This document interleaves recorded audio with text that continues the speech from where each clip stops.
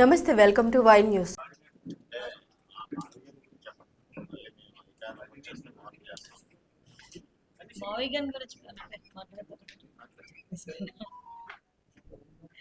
అంటే ఇంత సీరియస్ ఇష్యూలో అంత కామెడీ అవసరమా అండి? ఇప్పుడు బడ్జెట్ గురించి అనేసరికి చాలా సీరియస్ ఇష్యూ, దాంట్లో ఇంత పెద్ద కామెడీ అవసరమా అని. యాక్చువల్గా మీ అందరికీ తెలుసండి, 10 ఏళ్ల నిరీక్షణ, లిటరలీ చెప్పాలంటే 5 ఏళ్ల తర్వాత 10 ఏళ్ల నిరీక్షణలోనే ఒక 5 సంవత్సరాలు లిటరలీ చెప్పాలంటే ఒక అణచివేత.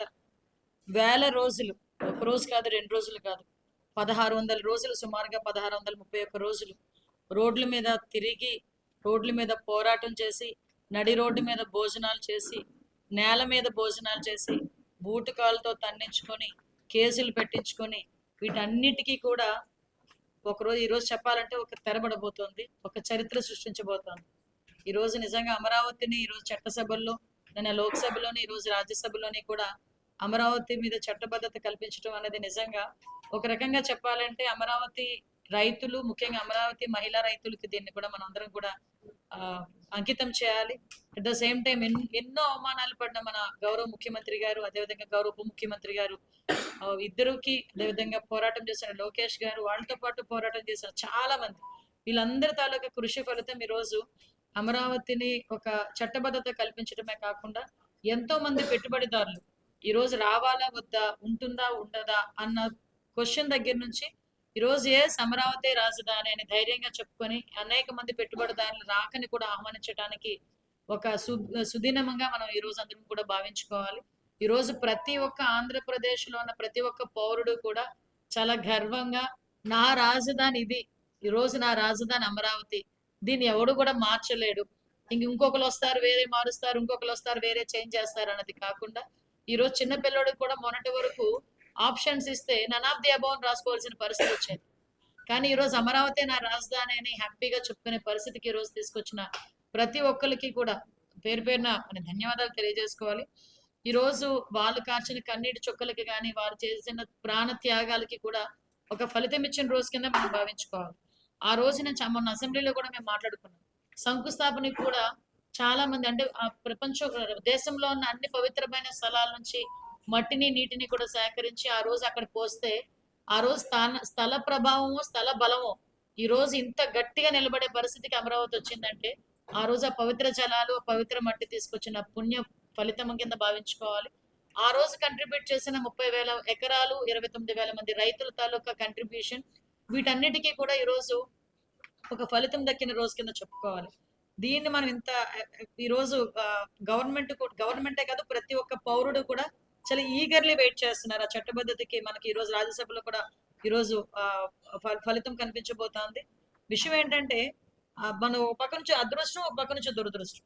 అదృష్టం ఏంటంటే ఆంధ్రప్రదేశ్లో ఉన్న వాళ్ళు మాత్రమే కాకుండా మన చాలా పార్టీస్, అంటే వివిధ రాష్ట్రాల్లో ఉన్న చాలా పార్టీస్ అందరూ కూడా ముందుకొచ్చి ఈరోజు అమరావతి రాజధానిగా డిక్లేర్ చేయడానికి, చట్టబద్ధత కల్పించడానికి వాళ్ళందరూ కూడా, మేమందరం కూడా మద్దతు ఇస్తున్నాము, మేమందరం కూడా సపోర్ట్ చేస్తున్నాము అనుకుని చెప్తే నేపథ్యంలో సైకో అన్నాము, కానీ ఆ సైకో కాస్త కామెడీ సైకో అయిపోయింది. ఈరోజు ఆ సైకో వ్యక్తి ఈరోజు ఇప్పటికీ కూడా అమరావతి మీద అంటే తన అక్కసు వెళ్ళగక్కడం అన్నది నిజంగా చూస్తా ఉంటే ఒక రకంగా చెప్పాలంటే బాధ అనిపించింది. అఫ్ కోర్స్ బాధపడాల్సిన అవసరం కూడా లేదనిపించుకున్న దానికి కూడా కారణం ఏంటంటే, సొంత తల్లిని పార్టీ నుంచి సస్పెండ్ చేసిన వాడు, సొంత చెల్లి గురించి, ఆస్తి గురించి కోర్టుకెక్కి కోర్టు దగ్గర కూర్చొని నంగనాచి కబుర్లు మాట్లాడిన వాడికి అమరావతి రైతులు చేసిన త్యాగం గానే, అంతమంది రైతులు చేసిన ఉద్యమాలు గాని నిజంగా అతనికి ఏమైనా కదిలిస్తాయని అనుకుంటున్నారా మీరు? అలా కదిలిస్తాయి అనుకోవడం మన అవివేకం. అది కాస్త ఇంకొంచెం ఏదో అంటారు కదా, ఆ పిచ్చి పరాకాష్ఠకి చేరిందనమాట. పిచ్చి పరాకాష్ఠకి చేరి మినిమం నాలెడ్జ్ లేకుండా అసెంబ్లీలోని వాళ్ళు ప్రవేశపెట్టి బిల్లు పెట్టగలిగింది మేము వస్తే మేము పెట్టలేము అంటే, ఇప్పటికీ అదే విధ్వంసంకి ఉన్నాడు. అరే 151 సీట్ల నుంచి 11 సీట్లకి దిగజార్చిన తర్వాత అయినా ఎలాంటి మనిషికైనా ఎంతో కొంత పశ్చాత్తాపం ఉంటుంది, ఎలాంటి మనిషికైనా ఎంతో కొంత కనువిప్పు కలగాలి. కానీ 2 సంవత్సరాలు అవుతున్నా కూడా ఇంకా కనువిప్పు కలగకపోగా ఈ వికృత ఆలోచనలు, పిచ్చి పరాకాష్ఠకి చేరే పరిస్థితులు ఇంకొంచెం ఎక్కువైనాయేమో అని మాకు అనిపిస్తుంది. దానిలో భాగమే ఈ మావి గన్. మావి గన్. అంటే అఫ్ కోర్స్ ఆయనకి గన్ కల్చర్ లేకపోతే గొడ్డలి కల్చర్ చాలా కామన్ ఆయనకి. అందులో పార్ట్ గన్ కూడా వచ్చింది. అంటే ఇంకెందుకు అవన్నీ పోయి బాబాయ్ గొడ్డలను లేకపోతే గొడ్డలి గన్ అని ఏదో పెట్టుకుంటే సరిపోయింది కదా. ఇంత మావి గన్ అని చెప్పేసి నాకు అర్థం అవ్వాలి. అందరూ మావి గన్ మావి గన్ మావి గన్ అంటే అసలు ఎక్కడి నుంచి వచ్చింది థాట్ అనుకుంటే ఈయనకి రాత్రులు మాట్లాడడం అలవాటు ఆత్మలతో. ఏ చైనా ఆత్మ కనుక వచ్చిందో ఏంటో నాకైతే అర్థం కాలే ఈ మావి గన్ వచ్చే పరిస్థితుల్లో. లిటరలీ నిజంగా అందరూ నవ్వుకుంటున్నారు ఈ రోజు. అరే ఒక 5 సంవత్సరాలు 151 సీట్లతో సీఎం చేసిన వ్యక్తి నోటి నుంచి రావాల్సిన మాటలేనా ఇవి? అంత సిల్లీగా ఉంది అమరావతి అంటే. అరే అమరావతి రాజధాని అంటే శాతవాహనుల కాలం నుంచి కూడా ప్రపంచంలో ప్రసిద్ధికెక్కిన ఎంతో అద్భుతమైన నగరం, ఎంతో అద్భుతమైన రాజధాని, అట్ ద సేమ్ టైం ఎంతో హిస్టారికల్ నేమ్ ఉన్న రాజధాని, దానికి అంత పవిత్రత ఉండే రాజధాని. అలాంటి రాజధాని పేరు తీసుకొచ్చి ఈ రోజు మన రాజధానికి మనం అక్కడే రాజధాని నిర్మించుకుంటున్నామంటే దాన్ని స్వాగతించాలి.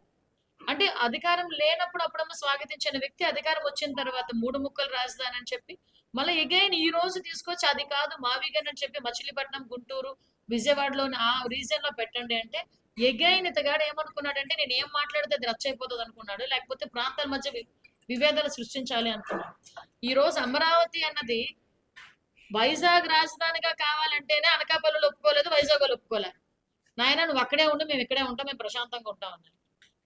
ఎట్టి పరిస్థితుల్లో వైజాగ్ రాజధానిగా అమరావతి వన్స్ డిక్లేర్ చేసిన తర్వాత వైజాగ్ రాజధానిగా ఉత్తరాంధ్ర వాళ్ళు కూడా ఒప్పుకోలేదు.